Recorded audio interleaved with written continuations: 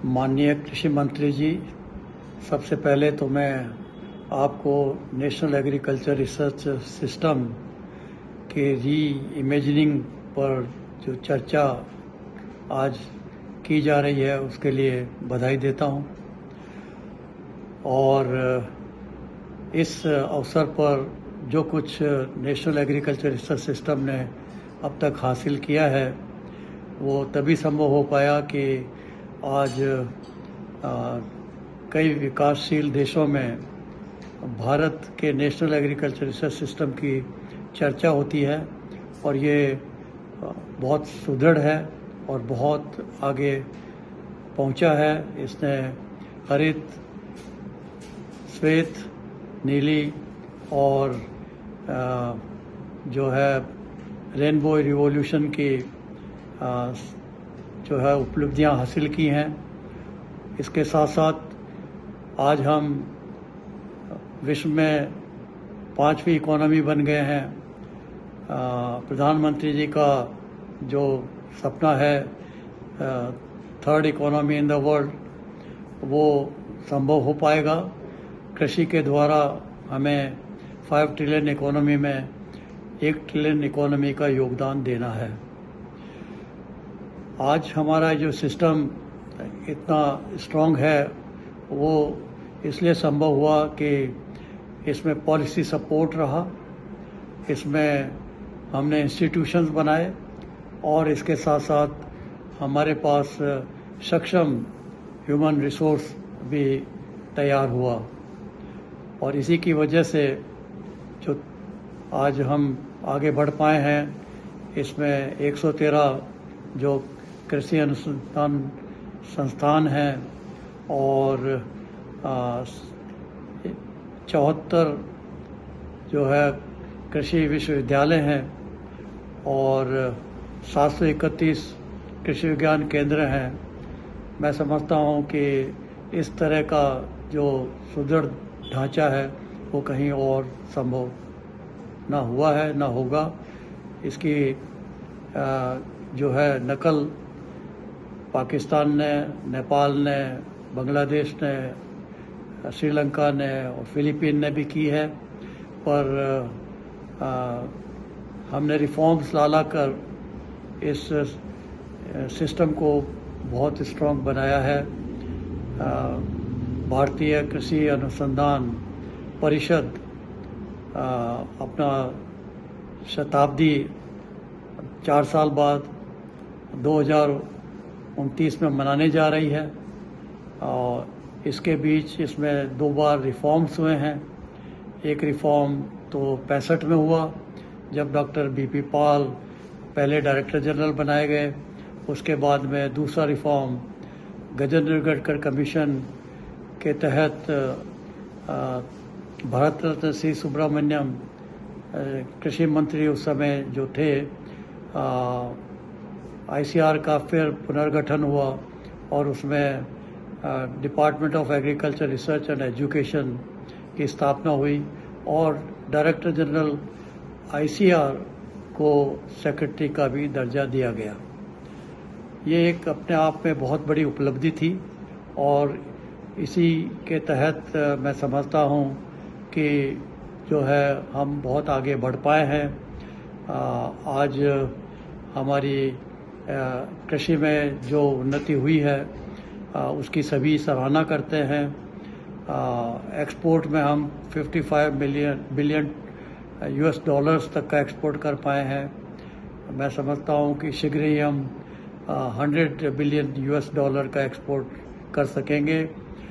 अब हमें ज़रूरत है कि इस सिस्टम को जो आप चाहते हैं कि पुनर्कल्पना मतलब री इमेजिनिंग इसकी क्या हो, और मैं इसके लिए भी आपको बधाई देता हूँ कि री इमेजिनिंग के लिए हमें नए तरीके से सोचना होगा, सिस्टम को और सुदृढ़ और सक्षम बनाना होगा, एफिशिएंसी लानी होगी और इसके साथ साथ रिफॉर्म्स भी लाने होंगे और सिस्टम को सपोर्ट के लिए और जो है फंडिंग की भी आवश्यकता होगी।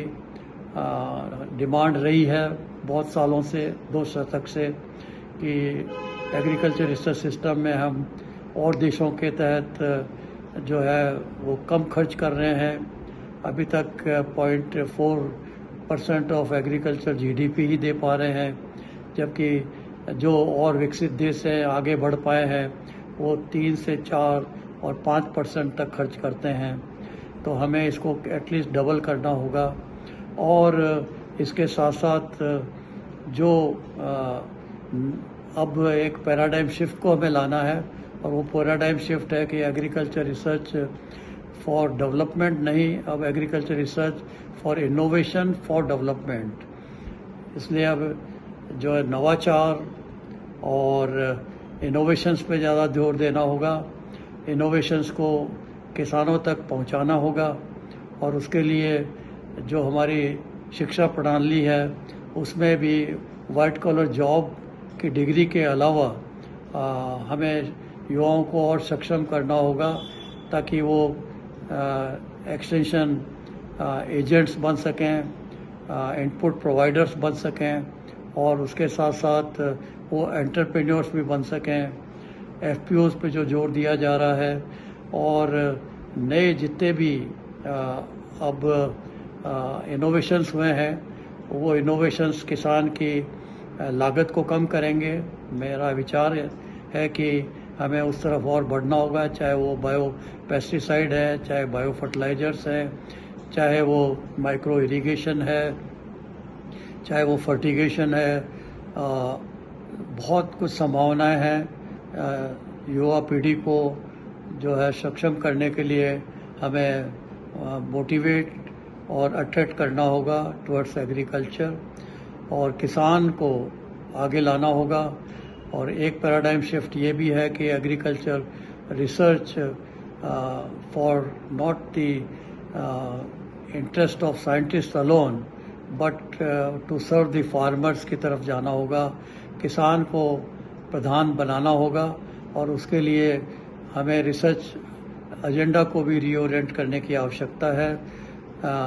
Science based and research paper oriented agenda के अलावा अब हमें इनोवेशन ओरिएंटेड रिसर्च एजेंडा को आगे लेना है, युवाओं को सक्षम करना है, और इसके लिए कई और अब ऑर्गेनाइजेशन एंड मैनेजमेंट रिफॉर्म्स की आवश्यकता है। इसमें कई रिपोर्ट्स दी जा चुकी हैं। डॉक्टर स्वामीनाथन रिपोर्ट भी थी, डॉक्टर मशेलकर रिपोर्ट भी है, डॉक्टर GV राव रिपोर्ट भी है, और मेरे द्वारा भी 3-4 रिपोर्ट्स एग्रीकल्चर रिसर्च सर्विस पर है, एग्रीकल्चर रिसर्च रिक्रूटमेंट बोर्ड पर है, ASRB पर, और कृषि विज्ञान केंद्र पर है। उन सबको हमें लागू करने के लिए कृषि विज्ञान केंद्रों को सिर्फ not only centres for frontline demonstration, but centres for knowledge dissemination, skill development, और उसके साथ साथ इनोवेशंस के ऊपर जोर देने के लिए हमें आगे बढ़ाना होगा।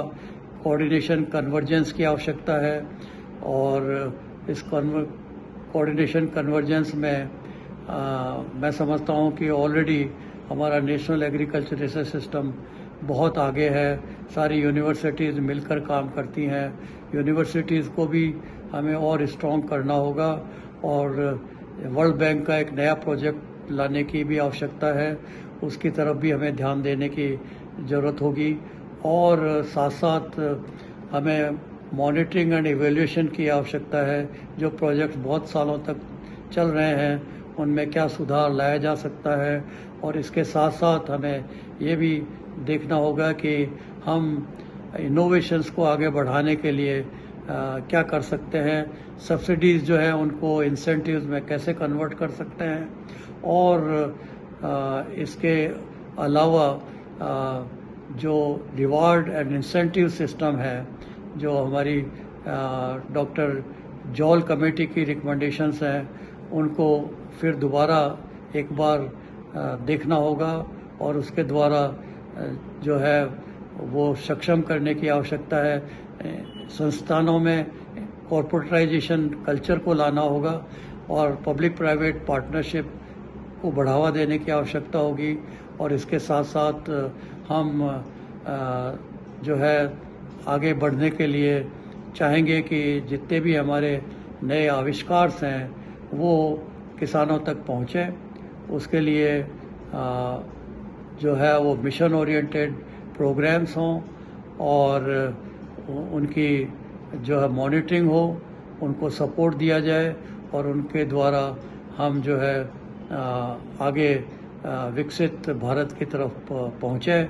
ऐसी मैं संभावना समझता हूँ कि बहुत ज़रूरी है और ये संभव है। इसमें चाहिए आपका सहयोग, आपका योगदान। जैसे पहले पॉलिसी सपोर्ट रहा, नई साइंस को बढ़ावा देने की आवश्यकता है और यूनिवर्सिटीज़ को और जो हमारी डीम्ड यूनिवर्सिटीज़ हैं उनको भी और फ्रीडम, एकेडमिक फ्रीडम की आवश्यकता है और ज़रूरत है कि हम नए सोच के साथ आगे बढ़ें। आउट ऑफ बॉक्स हमें सोचना होगा और वी ऑलवेज से कि think globally but act locally.